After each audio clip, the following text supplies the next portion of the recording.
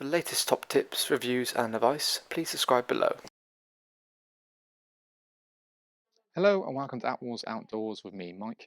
Today I'm giving you a review on a brand new tent from Outwell. So with me here today I've got the Outwell Hartford 6 basically. So the Hartford 6 really is a tent that's kind of designed as a vis-a-vis, i.e. you have sleeping at either side of the tent. This way you have separate sleeping areas, means you almost have separate privacy areas. This, as the name suggests, is kind of a 6-person tent. So we've got sort of 4 at the main body and then sort of 2 at there. It's a little bit of a different kind of vis-a-vis because it's almost like a V kind of shape. So it's not actually dead square, it's kind of almost pre-angled a little bit, just to kind of create a little bit more of a different living area. And the bedroom compartment, which is inside here, is a 2-berth. You can obviously remove that again if you wanted a bigger internal space. Now, it's inflatable, so it's quick and easy to pitch. You can pitch the whole model in the best part of about 10-11 minutes. Each beam is done individually, and there's also an inflation-deflation valve on the opposite side, located about here. A big, nice, basically sort of sprung load, like dinghy kind of style valve. You get a manual stirrup pump supplied with it as well. It sits in our sort of select collection, so it's designed to be 4,000mm Huxley head, 70 denier, so it's a nice lightweight kind of material, but still kind of very waterproof. Certainly 4,000mm is probably above what you would normally get generally with kind of the fabric itself. The other thing is the workmanship is as you would kind of know and expect with kind of Outwell in general, so it's basically made to hit a price point, but still very feature rich in general. We've got a rain-safe canopy door, which is one fiberglass pole, and all of the 2 side doors, which are on either side, have mesh built into it as well. So you obviously get your bug-free barrier, but also still good sealed. So for example, if you're in there with a light on, you can still get the airflow directly through it. Got tinted windows, so obviously get plenty of light into the actual model itself, but then you've obviously got privacy curtain located at the bottom. So when you want to obviously get, that is a halfway point located here as well. So you can still get a bit of privacy, but still allow it at the same time. And the tint just kind of, again, gives it more of a premium feel, but sort of distorts a little bit the view into the tent itself. So it's not going to be completely sort of black out, for example, but it still does help. Got high visibility guy ropes, which are located here as well. And the way they fix in the centre is a little bit different. So they fit into either side of the beam, so it basically distributes the tension. So when you come to a bit more wear and tear, it's going to be more resilient. There's a slider as well, which obviously makes it easier to adjust the guy rope when you need to. Down the bottom, we've got pegging points, which are kind of webbing straps, so you can tension them as you need to as well. So get a bit more robust. In fact, let's kind of bring the camera in actually to kind of get a bit more better. I think from the outside you can't really quite appreciate it in how it is. But so we'll just kind of rotate it sort of either side. So this is kind of looking at it from the bedroom section. So we've got a 2-berth bedroom on this side. I say 2-berth, really I think it's going to be more of a 1. It's 120 in terms of the overall width, so you're not going to fit a double airbed in there. You're only going to fit sort of 2 roll mats, which is, for me, not really much of a doable. And the slope as well pretty much makes it quite compact. So I think realistically it's going to be a 1 best at best. But you've got a separate inner with its own kind of built-in mesh panel to it as well, so you get most airflow. For me, you got a kid who want to put them away, that works quite nicely. The overall length of the tent is about 7.35 meters, and the main body width is 260. So it's not quite as wide as you probably want it to be. And I think with the door section there, it's definitely more living orientated for this part here. I think in general, when you think about the overall footprint it is, versus what you get, I don't think honestly it's probably the best use of space. It's quite nice for those people who want a separate bedding section. Apart from that, I can't say I'm, to be honest, probably the biggest fan of it. The windows, I think I do like the amount of lights you get into it, and certainly on this offset side here, the window space there works really well. Great for getting the light in. Drop down door on the outside over there as well, so you can get obviously in and out of the actual product without having to worry about trip hazards. And then you get the seal as well, because obviously it zips completely in the bottom. Storage pockets located on the actual outside of the inner, and there's also a zip along the bottom as well to get the cable entry directly in. Beams are kind of pre-angled to try and give a bit of better height inside here as well. And there's a cable entry point into the main body of the awning, which is located down the bottom. But So as we kind of got it here, I think it really helps to give a nice kind of open kind of family feel to it. As we kind of rotate ourselves round to the other side where we've got the bedroom,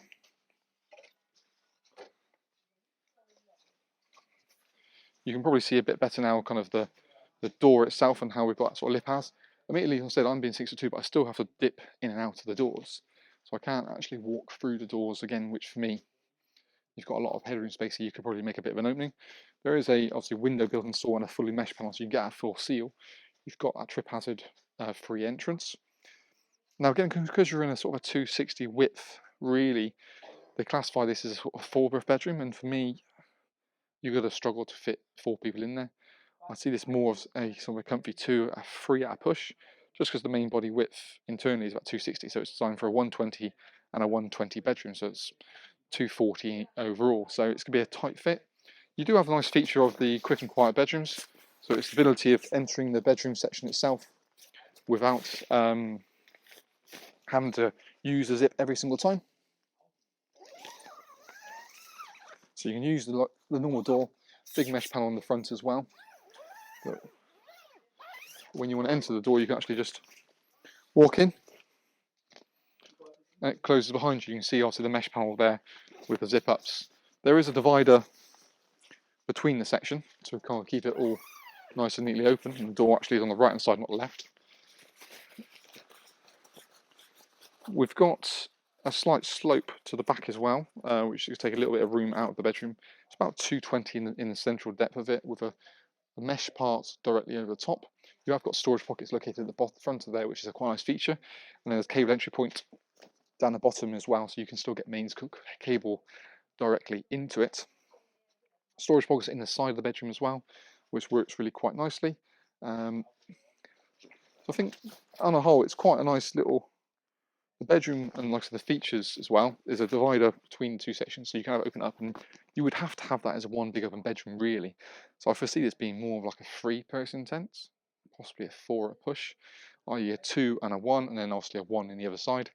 So I think really a 6 is kind of pushing it a bit too far, but having a mesh part located at the top here for help with circulation is really good, and that rain-safe canopy door ticks a good box.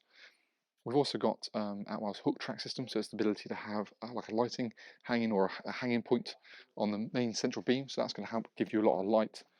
You can do like we have here, where you can utilise the toggle of the bedroom to hang the lighting. So that's again an option you can look at doing. So you almost have lighting, and then central point lights, maybe a light hanging directly down. In fact, let's bring the camera and get a bit more close and personal with some of these features.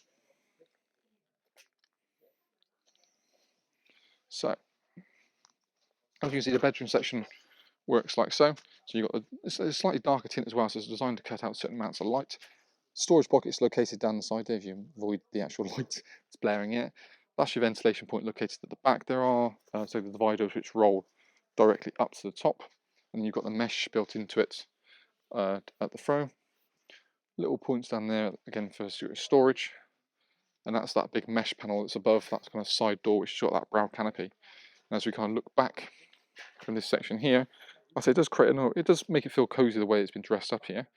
But I said in terms of functional space, it's definitely, I think the living area is probably a little more boastful. I think, but then it is the length. So if you consider it something like this versus something like the Tennessee, for example, it takes actually kind of a similar floor space to the 5 Tennessee 5, but the 5 has a cooking section as well. So yeah, like I said, it's a nice concept, something a bit different. But again, I think also the thing is what the price you pay for the price of the awning. I think it is maybe slightly on the upper end of the spectrum. You can see actually how it kind of arcs round. It's probably a better view of how you see it's not quite as straight. So it kind of bows out like so, and it's great instance of ventilation.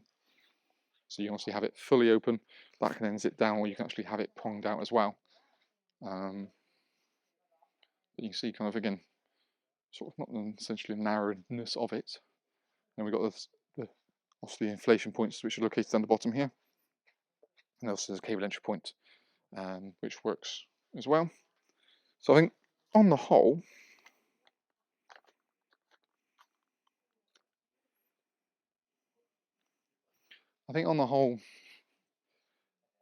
it's nice to see something different. But in terms of actually, I think the fundamentals of how it works and the pitch size it takes, and also actually to mention the price, I think I can't see it being that big of a seller. It's certainly a nice option for those who want that VSV tent in air and something more living orientated than just purely sleeping. Like I say, you remove the bedroom in one section and just elongate your sort of living area. Because obviously it's quite a steep slope off at the end, I don't think you're going to get that much extra space. But in terms of the specifications, like the mesh on the doors, the low level ventilation, um, the storage pockets, the cable entry points, the darker bedrooms, quick quiet, it's really feature rich, which is really what it's about. And I do like that concept of it. It's just the layout and the overall size for what you get space wise. I think it's just a bit lacking. Certainly with these kind of sloping sides as well, I don't feel you get the full extent of kind of the tent on its own. So yeah, I mean overall, something a bit different. Nice to see something different, but in terms of usability and in terms of marketability, I think it doesn't quite hit the nail on the head for me. I'll be honest with you. So yeah, but if you want any more questions, queries about kind of the Hartford, feel free to obviously contact us below, and we'd love to hear what you think about it as well. So feel free to comment in the box below. But thank you very much for watching this video review. If any more questions, feel free to let us know. Thank you very much, and we'll see you again soon.